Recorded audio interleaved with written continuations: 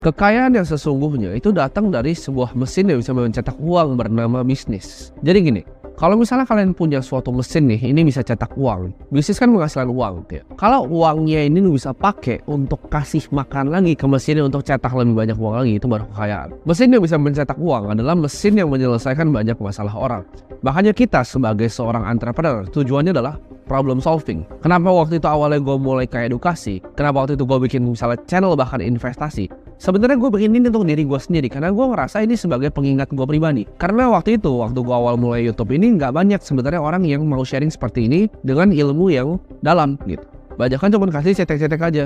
Oh, cara ngatur uang gini, tapi nggak ada yang bedah uang itu apa secara dalam. Gue bikin ini sebagai referensi bahkan untuk diri gue sendiri ke depannya. Ketika kalian bisa punya mesin yang menghasilkan uang yang keluar dari situ, kalian bisa pakai dan kalian bisa masukin ke dalam mesinnya lagi. Masuk ke dalam mesin ini bisa cetak lebih banyak lagi uang. Nanti gue akan jelaskan di belakang. Nah, mesin ini yang gue bilang tadi, ya, ketika kalian bisa menghasilkan uang dari menyelesaikan masalah orang, kalian bisa masukin lagi ke dalamnya.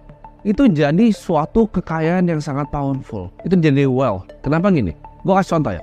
Misalnya gue punya suatu usaha nih. Gue punya usaha menghasilkan uang.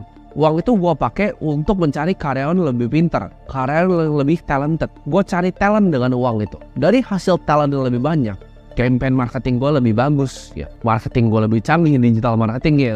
Yang tadinya mungkin cuma SEO pakai Google sekarang jadi canggih. Bisa email marketing, bisa social media marketing. Misalnya gue invest ke tim editor yang videonya lebih bagus. Itu adalah contoh gitu, reinvestment. Dari gue investasi di talent-talent tersebut, produknya lebih bagus, ya kan, pengajarnya lebih bagus, di dalam marketingnya lebih bagus. Mesin itu mencetak lebih banyak uang lagi, dan dari uang lebih banyak itu dibalikin lagi ke dalam bisnisnya.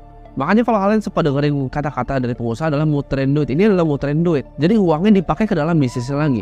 Nah, kalau kalian nggak bisa bikin suatu usaha, suatu mesin yang seperti ini, yang kalian misalnya jualan plastik nih, contohnya, kalian jualan plastik ya, profitnya kalian cuma ngambil aja terus kalian beliin mobil gitu. Ya ini contoh ya, kalian bisnis plastik, kalian punya profit, kalian beliin mobil. Mobil itu uang kan, keluar economic energy keluar jadi mobil itu, tapi mobil itu nggak bisa ngapain. Sedangkan kalau uangnya kalian bisa masukin ke dalam bisnis plastik tadi, gimana cara ekspansinya? Apakah higher C-level? Dari mana yang kita bisa benahin? Apakah kita integrasi enterprise resource, ya kan, ERP?